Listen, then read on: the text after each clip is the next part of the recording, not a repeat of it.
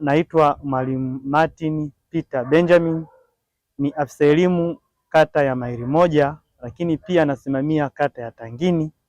Leo tulikuwa na tukio muhimu sana, tukio la kuwapongeza walimu ambao walifanya vizuri katika masomo yao au katika mitihani yao ya form 4, form 2, darasa la 7 na darasa la 4. Wapo ambao walipata zawadi kutoka halmashauri.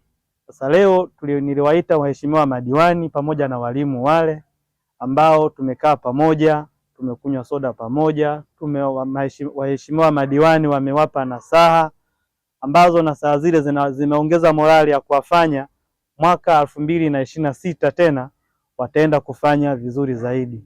Kwa kweli lilikuwa ni jambo la faraja, limekuwa ni jambo la kutuunganisha, na tunaamini kwa umoja wao ambao tumeonyesha na kwa kikao hiki ambacho tumekifanya kifupi kimeenda kujenga hali kubwa ya kuifanya kata ya Maili Moja na kata ya Tangini kwenda kuwa na matokeo mazuri katika mwaka wa 2026 katika kidato cha 4, kidato cha 2, darasa la 7 pamoja na darasa la 4.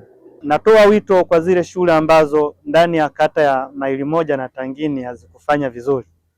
Zipo shule kama 2 tu, lakini nao kwa jinsi ambavyo tunaendelea nao kwa kweli wanaonyesha ni juhudi gani wanazozifanya, na tunaamini mwaka 2026 nao wataenda kupata zawadi. Lakini pia tunatoa wito kwa walimu kuhakikisha wanajituma ili waweze kupata zawadi zao binafsi. Tulikuwa na walimu hapa wa Bundikani takriban walimu 3 ambao wamepata zawadi kwa ajili ya kwenye masomo yao.